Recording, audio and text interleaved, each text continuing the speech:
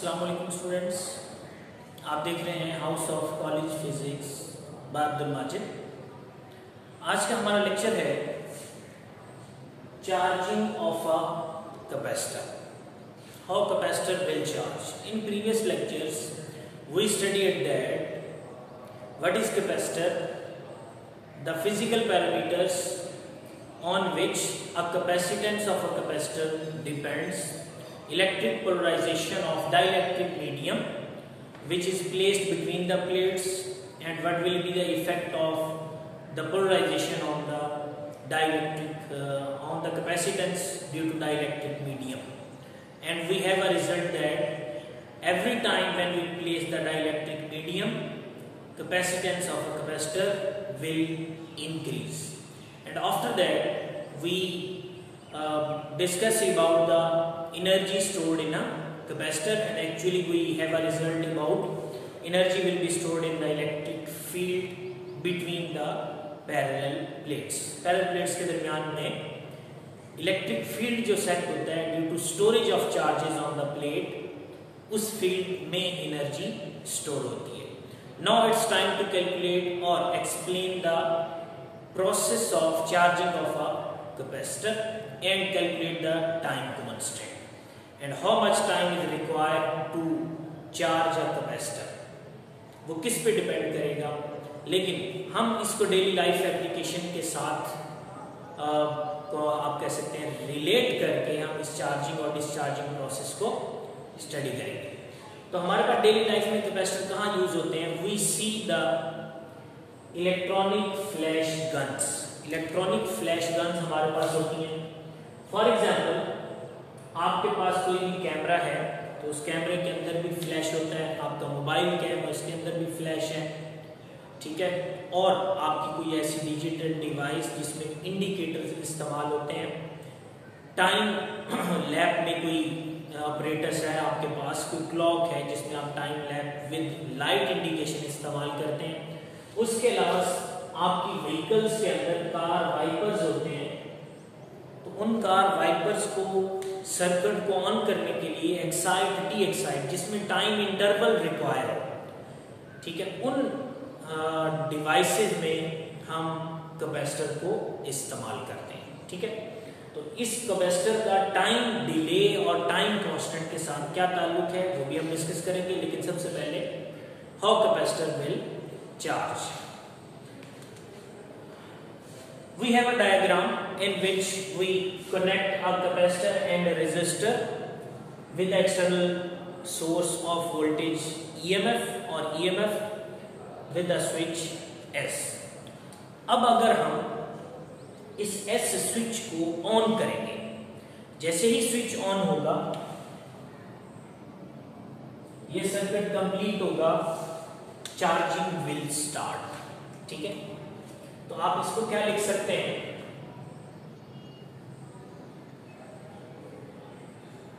When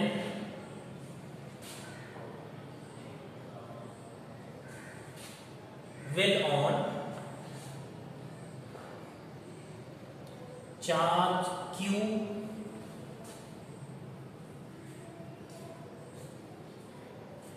start, Q will store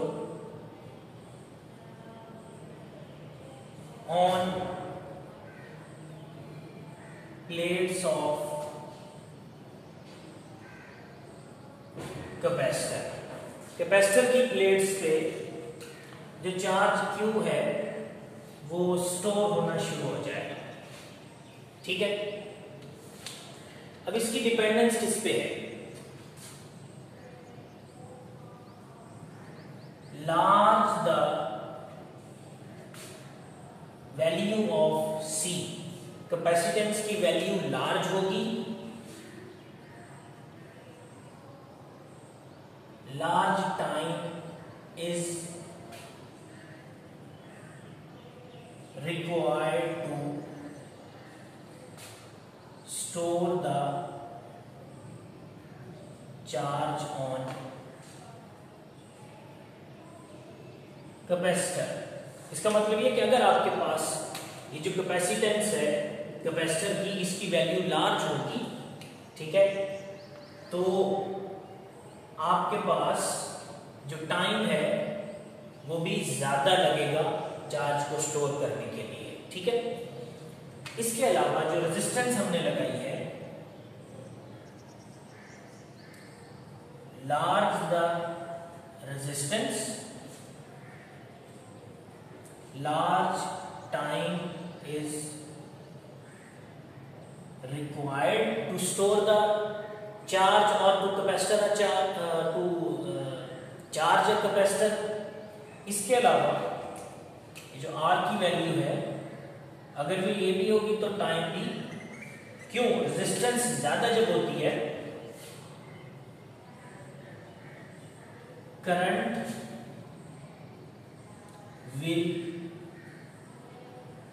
reduce, current का जो flow है वो रेड्यूस हो जाएगा, जिसकी वजह से चार्जेस डिपॉजिट नहीं हो पाएंगे इन प्लेट्स के ऊपर, ठीक है। अगर मैं कहूँ कि ये पॉजिटिव साइड है, ये नेगेटिव है, ठीक है, तो इलेक्ट्रिक फील्ड सेट हो जाएगी। इस पे मैं कहूँ मेरे पास प्लस क्यू है, इस पे माइनस क्यू चार्ज है, ठीक है। तो slowly the charging will, or by the time charging process will slow down।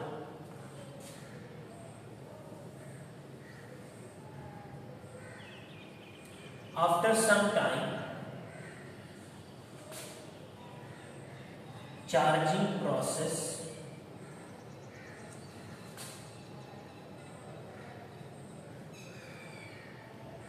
will slow down, charging process slow हो जाएगा।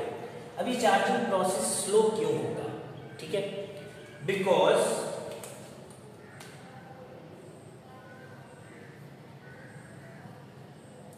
Repulsion from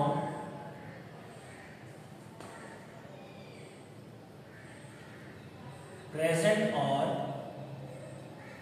stored charges.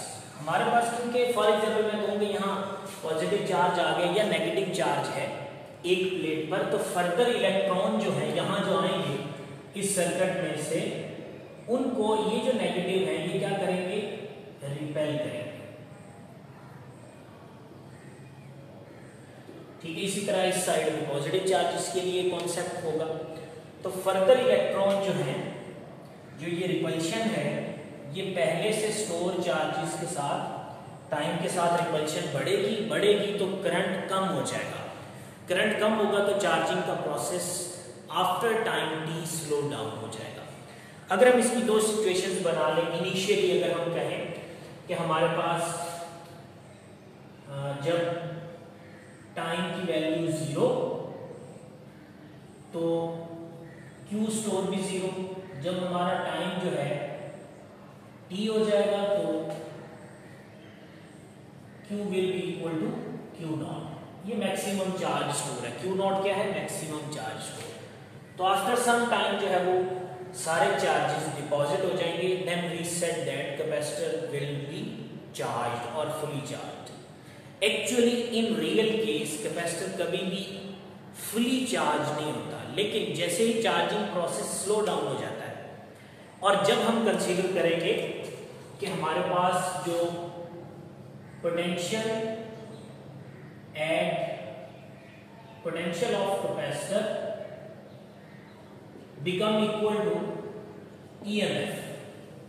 अगर हमारे पास जो कैपेसिटर पे पोटेंशियल डिवेल्प होता है due to storage of charge, वो EMF के बराबर हो जाएगा, तब हम कहेंगे C जो है वो फुली चार्ज हो गए, ठीक है। ये इसकी कंडीशन हम एक कंसीडर करते हैं। आइडियली हम ये नहीं कह सकते कि कैपेसिटर फुली चार्ज हो गया, क्योंकि चार्जिंग का प्रोसेस रिपल्शन की वजह से और दूसरे फैक्टर्स की वजह से स्लो डाउन हो जाता है, ठीक है। तो अब अगर हम एक ग्राफिकल एनालिसिस देखें कि कैसे चार्ज जो है वो जाके स्टोर होता है, तो हम ग्राफ ड्रॉ करेंगे बिटवीन टाइम एंड चार्ज, वो चार्ज जो स्टोर होता है, ठीक है। और इसके दो पैरामीटर्स भी हमने बताए कि larger will be the value of C large time is required, larger will be the value of R, large time is required to deposit or fully charge the capacitor. तो अगर हम एक ग्राफ बनाएं,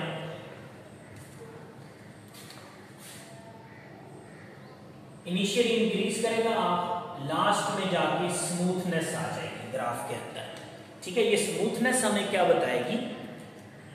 smoothness हमें बताएगी कि आपका जो कैपेसिटर है वो उस पे जो है Q नॉट, इसको हम बोलते हैं सैचुरेशन। हमारा कैपेसिटर सैचुरेशन पॉइंट पर आ जाएगा, आप कह सकते हैं फुली चार्ज हो जाएगा। इस तरफ टाइम है, मतलब इतना टाइम आपको चाहिए, ठीक है, स्टोर करने के लिए, फुली चार्ज करने के लिए, ठीक है। लेकिन अगर एक और ग्राफ बनाया जाए,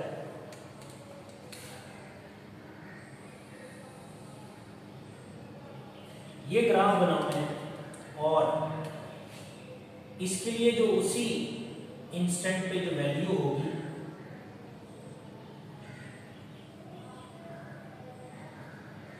टाइम की वैल्यू जो हम कंसीडर करेंगे टाइम एक्सिस पे, उतने ही टाइम में दो कैपेसिटर्स के लिए हमने ये वैल्यूज का ग्राफ बनाया। अब दो कैपेसिटर क्या है, जिसमें हमारे पास, इसको हम कहेंगे RC, लेकिन ये होगा स्मॉल वैल्यू और ये होगा लार्ज RC। इसका मतलब ये है कि इसको जब हम टाइम कांस्टेंट लिखते हैं, ठीक है,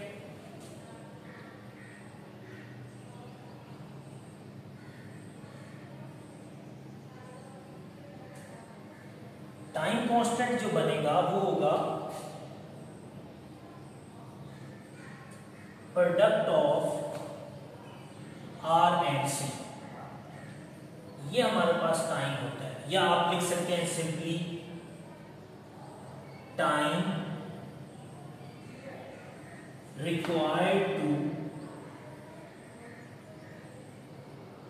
deposit maximum charge on capacitor.